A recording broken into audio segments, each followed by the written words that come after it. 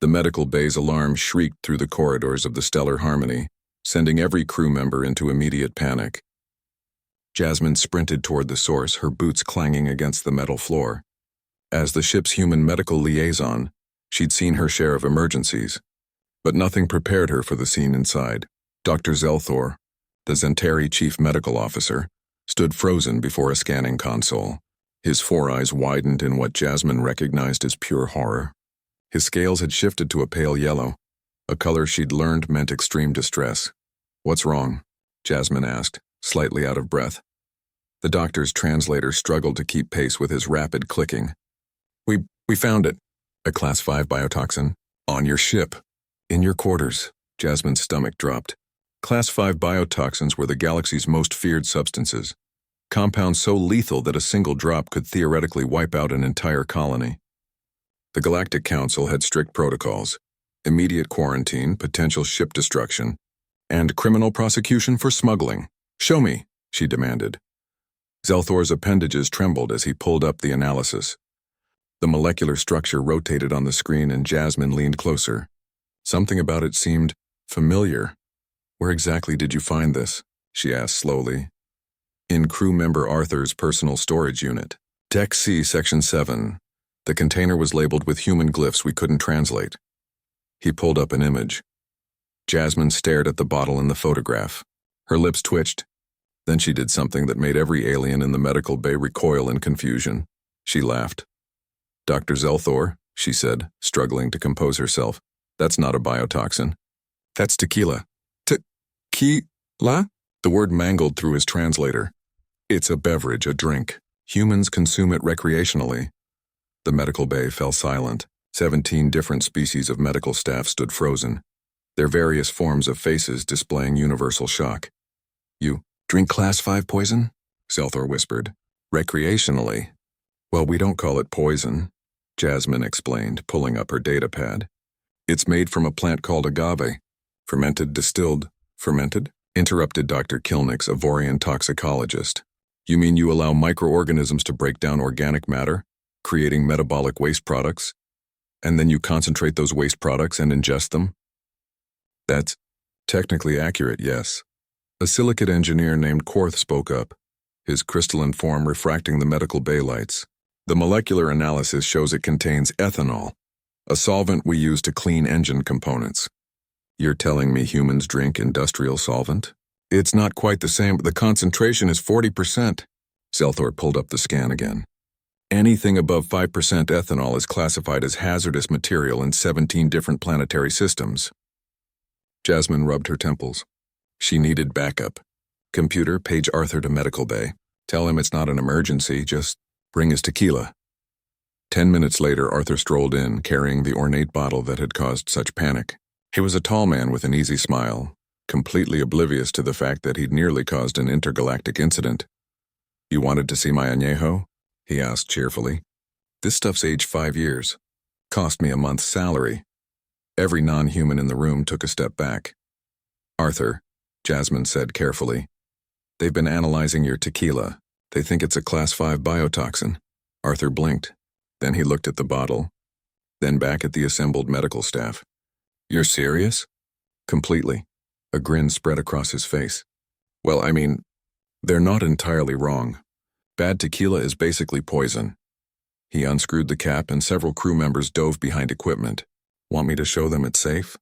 Arthur, no, too late. He'd already poured a shot into a small glass and knocked it back with practiced ease. The aliens watched in horrified fascination as he grimaced, exhaled sharply, and grinned. "Smooth," he declared.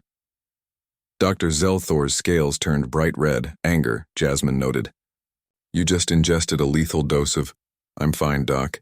Humans have been drinking alcohol for thousands of years. Our livers process it." "Your livers?" Quarth consulted his data pad frantically. "That's your filtration organ, correct? You're telling me you have a dedicated biological system for processing industrial toxins?" "I mean, it processes lots of things, but yeah, alcohol is one of them." The silicate engineer's crystalline structure flickered with what might have been confusion. "Why would evolution favor the ability to process poison?" Jasmine and Arthur exchanged glances. "Well," Jasmine began, Early humans discovered that fermented beverages were often safer than water. The alcohol killed bacteria. You drank poison to avoid smaller poison? Zelthor's translator might have been malfunctioning because that couldn't possibly be correct. Basically, yes. A small Pixian nurse spoke up, her voice barely above a whisper. What other poisons do humans consume? Arthur's grin widened. Oh boy. Jasmine, should we tell them about coffee?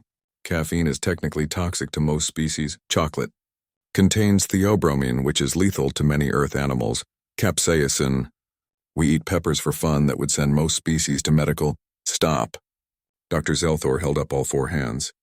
You're telling me that humans regularly consume multiple Class 4 and Class 5 toxic compounds for entertainment? And caffeine for productivity, Jasmine added helpfully. The doctor collapsed into his chair. No wonder humans are classified as a death world species. Your planet didn't just try to kill you. It taught you to weaponize poison as recreation. Arthur poured another shot. Want to try some, Doc? It's really good stuff. Zelthor's scales turned so pale they were almost white. Absolutely not. I value my neural pathways. Suit yourself. Arthur raised the glass. Salud. As he drank, Jasmine noticed the other crew members whispering among themselves, their translators creating a cacophony of confused speculation. She sighed. This was going to become station gossip within hours. For the record, she announced to the room, humans also consume things called hot wings, wasabi, and blue cheese. Please don't analyze those if you find them, just trust me on this. Dr. Zelthor made a note in his datapad with shaking appendages, updating human consumption safety protocols. Adding warning. Do not attempt to save humans from their own food choices. They are doing it intentionally. Arthur laughed and clapped the doctor on the shoulder, making him flinch. Now you're getting it, Doc. Hey, next shore leave, I'll introduce you to something called moonshine. It's Tequila's angry cousin. The medical bay's alarm started shrieking again, this time triggered by Zelthor's own vital signs reaching critical stress levels. Jasmine grabbed Arthur's arm and dragged him toward the exit. I think we've traumatized enough aliens for one day. As they left, she could hear Zelthor muttering to his staff. Humans. Why did it have to be humans?